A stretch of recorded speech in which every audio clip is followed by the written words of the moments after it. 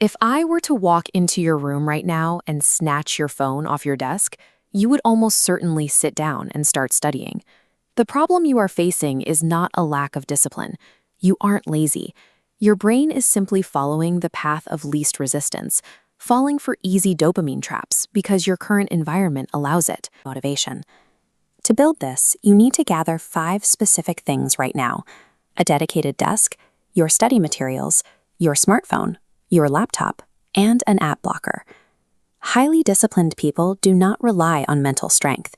They are simply smart enough to design a system where their bad habits become physically impossible to execute.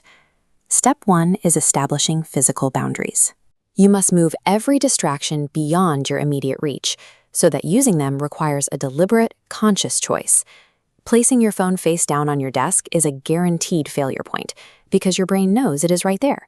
You need to pick up that silenced phone and physically leave it in a completely different room. Next, we secure your digital workspace. Install a strict website and app blocker on your laptop and turn it on to lock out every social media feed and video site. Look at your workspace.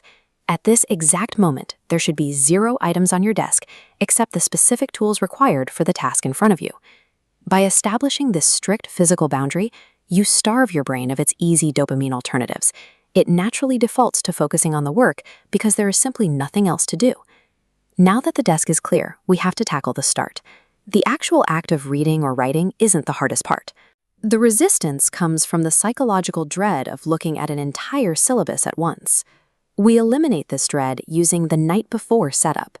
Before you go to sleep, clear the desk, open your textbook to the exact page you need, and place your pen directly on top of it. When you sit down the next day, bypass your brain's resistance with the 2-minute rule. Tell yourself you are only going to study for exactly 2 minutes, and then you have permission to stop. This chart shows psychological inertia. Just like pushing a bicycle, getting the wheels to turn requires a massive spike in effort. But once you break past those first 2 minutes, that static resistance drops off, and your brain naturally wants to maintain the momentum. By removing all starting friction, you convert the dread of a massive study session into an automatic, undeniable momentum that carries you forward. Now that you have momentum, you have to protect it. This requires a strict, time-boxed window of uninterrupted focus. Sitting at a desk for 5 hours while switching between tabs and staring at the wall is just acting busy. Real learning only happens in deep focus. You will execute a 25-minute block. During this time, the rules are absolute. No phone, 0 outside distractions, and absolutely no multitasking. This artificial time constraint acts as a forcing function. Knowing you only have 25 minutes creates a state of urgency that pushes your brain to optimize its output. Time boxing builds a wall around your cognitive energy.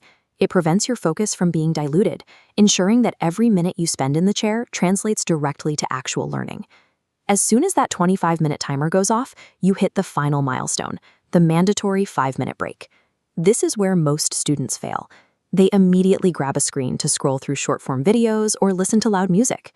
Digital consumption forces your brain to process high-speed stimuli, interrupting the transfer of short-term memory to long-term.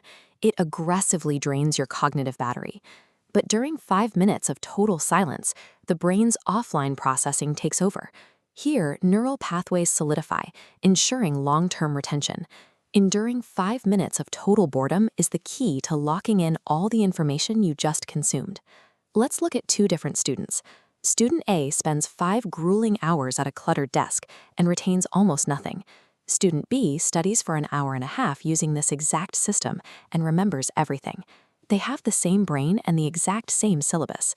The only variable separating their outcomes is the design of their environment. Successful, high-performing individuals do not possess a magical supply of willpower. They engineer their surroundings so that getting distracted is incredibly difficult, and doing the work is incredibly easy. Commit to this new system right now.